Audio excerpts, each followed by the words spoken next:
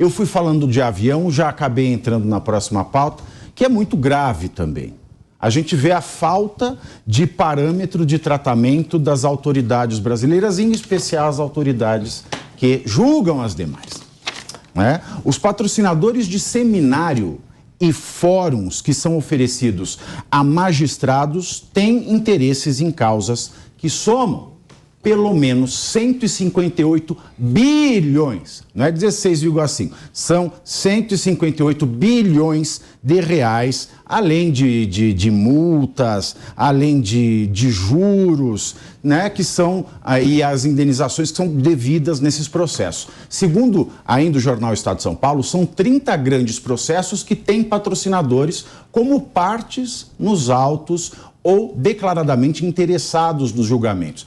Esses eventos têm como atração, por exemplo, shows com artistas renomados, jantares em cassinos, balada, coquetel, hotel 5 estrelas, vinhos aluguel caríssimos. de lanche, vinhos caríssimos, Romanée Conti. Quanto está uma garrafa boa de Romanée Conti? A partir de 35 mil reais. A partir de 35 mil reais. Né? Então, a gente vê, e não é só o caso que a gente tem visto na LIDE, como o caso, o episódio daquele evento, né?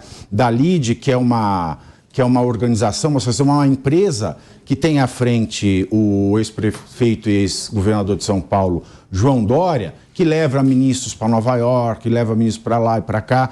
A gente vê isso em toda a formação da magistratura, em especial lá em Brasília. Eu falo, além do STF, o STJ, que é o Superior Tribunal de Justiça. O STF afirmou que a participação dos ministros nos eventos acontece em caráter acadêmico e sem qualquer gasto para a Corte.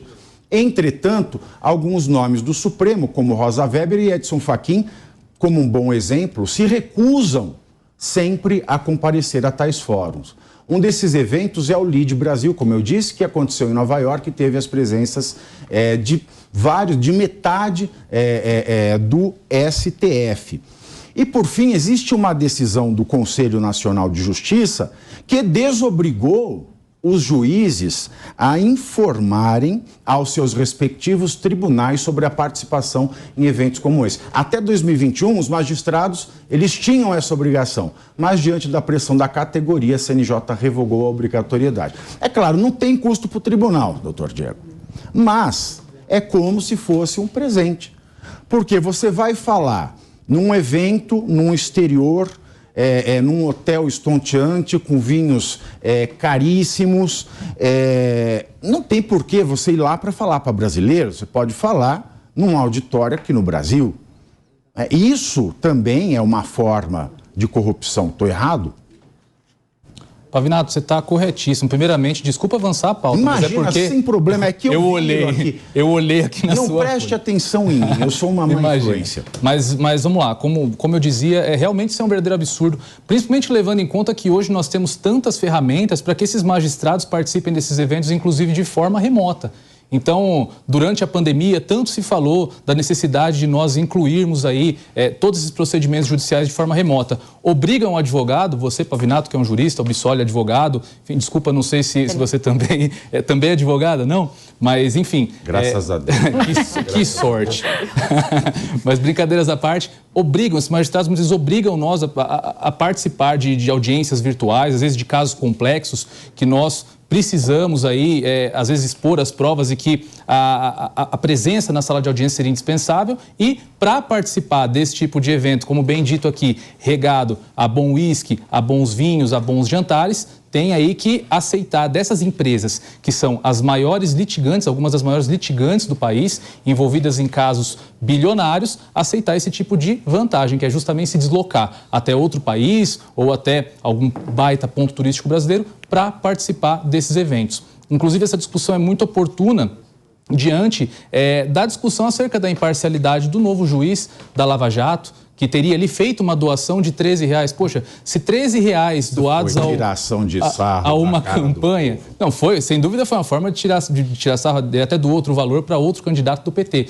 Mas se isso pode colocar um pequeno valor desse pode colocar em xeque a imparcialidade de um magistrado na Operação Lava Jato, imagine esses juízes que recebem verdadeiros pacotes de viagem para participarem desses eventos. Eu acho que a questão da imparcialidade tem que ser colocada também em relação a esses casos. Dá para fazer um paralelo com as joias, Deise?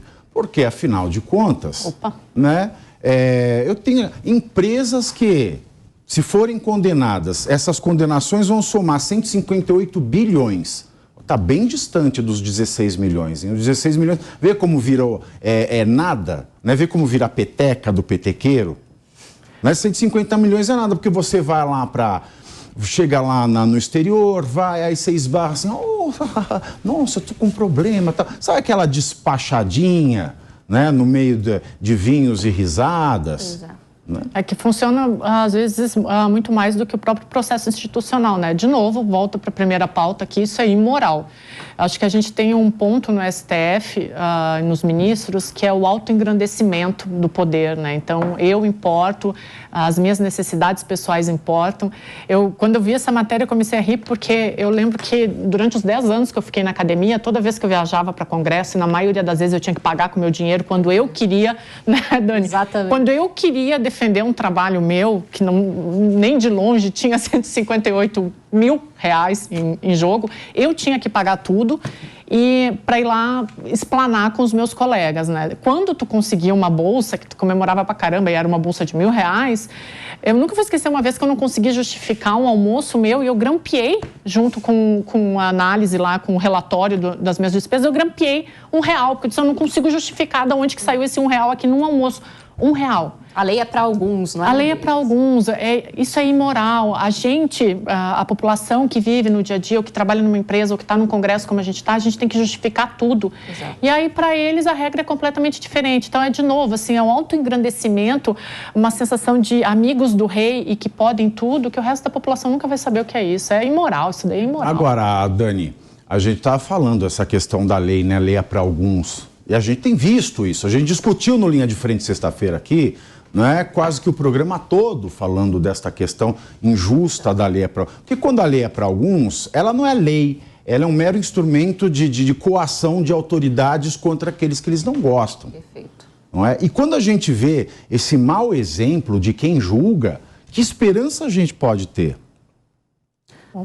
Pavinato, olha, a esperança, como dizem, né, é a última que morre. Por isso que nós estamos aqui e tentando, de alguma forma, expor, na verdade, é uma indignação não só nossa, mas de toda a população. Acho que a Deise, ela assim, feliz colocando o exemplo dela, porque é um exemplo, assim, de dezenas, milhares, né, de estudantes aqui no Brasil, pós-graduandos também, que para conseguir viajar, para conseguir fazer a exposição do seu trabalho, para concluir os seus estudos, é muito difícil. Agora, quando a gente verifica essa situação, é um claro conflito de interesses. Isso não tem como negar. Mas como a gente estava falando aqui, a lei é para alguns, não é para todos. E a gente tem mais um ponto que a gente pode destacar aqui, a questão do acesso à justiça, não é? Porque ali, naquele momento, naqueles coquetéis que eles realizam, é o embate, é na hora que eles vão fazer a pressão, vão tentar convencer de alguma forma com os seus argumentos. Mas e a contraparte que não está tendo o direito também de participar? Na verdade, esses eventos nem deveriam existir. Agora, Bissoli, a gente está vendo aqui imparcialidade, né? A gente pega imparcialidade. Eu vou num evento que tem um cara que está sob a minha jurisdição, eu já sou imparcial. Então eu me torno um suspeito. Tem outra, eu quebro a paridade, porque é o princípio processual da paridade das partes. O que pegou o Sérgio Moro, que estava agora no Pânico? Né? O que pegou o Sérgio Moro no STF? O que pegou o Sérgio Moro no STF foi a alegação de que ele era imparcial, porque ele era suspeito e porque não houve paridade não houve paridade de tratamento do advogado do Lula e não houve com o Ministério Público. A gente viu lá na troca de WhatsApp, de Telegram, etc. e tal, lá foi chamado pelo Intercept de, eu não sei o que, leaks. Né? Vaza Jato. Isso aqui é a mesma coisa. Se eu pego um ministro do STF ou do STJ dentro de um evento desse, patrocinado por uma parte, ele já é suspeito. Então é nula a decisão de um juiz suspeito, segundo o próprio STF. E outra, é o fim da paridade das partes, porque a parte que está patrocinando, ela está com uma vantagem em relação à outra parte. E agora, eu falo, ele declara suspeição. E um evento como a Lide, que foi metade da corte para lá? Quem é que vai julgar isso aí? Quem é que vai julgar isso aí? Tem um problema, Favinato. Agora são 14 horas e 35 minutos. Tem um problema porque você traz uma justificativa de representação institucional. Será que são tantos temas assim que não tem um representante que possa institucionalmente falar em nome da corte? Mais notadamente seu presidente, que é quem está no cargo, que representa institucionalmente? Mas é uma questão de domínio técnico da matéria. Todos julgam as mesmas matérias. Ou dependendo da matéria que cai no plenário, fala, olha, eu não mexo com direito tributário, essa aqui eu vou me ausentar de votar. Ou cai uma matéria de direito penal, o outro fala, não, essa sou eu que domino. Não tem isso. Os 11 ministros devem estar ali com o mesmo conhecimento técnico a respeito de todas as matérias constitucionais discutidas. A não ser que eles possam ir nesses eventos para não discutir matérias constitucionais, que tenham a ver com o interesse da corte. Que um seja professor de direito civil, que outro seja professor de direito penal, que outro seja professor de direito do trabalho, e aí vai cada qual fazer a palestra ou falar a respeito da matéria que lhe interessa individualmente e não que interessa à corte. Sabe como funciona num órgão legislativo, previsto em muitos regimentos, quando algum parlamentar tem que representar no exterior, num evento institucionalmente, a casa legislativa por uma comissão especial, que não seja algo rotineiro que o presidente representa? Coloca-se em plenário, delibera-se e aprova um representante. Por que o STF, quando não tem algum tipo de convite institucional, não abre então a inscrição de quem quer, delibera-se um representante e envia, abrindo mão do pagamento por terceiros que pode haver conflito de interesse? A instituição paga. Se é justificável, se é de interesse institucional, é claro que o STF pode pagar. Só que também se submete à fiscalização do TCU, por exemplo, depois. Deveria, na verdade, se submeter. Porque se aquela despesa for imprópria, o magistrado teria que devolver do bolso. Por que isso funciona para a classe política e não funciona para o judiciário, para o Ministério Público? Por uma simples razão. Nós partimos de uma premissa que na política estão os bandidos e que no judiciário e no Ministério Público é só mocinho. E a gente parte de uma premissa onde dá liberdade de magistrados e promotores fazerem o que quiser, dando sempre a desculpinha da ocasião para justificar o injustificável. Exatamente.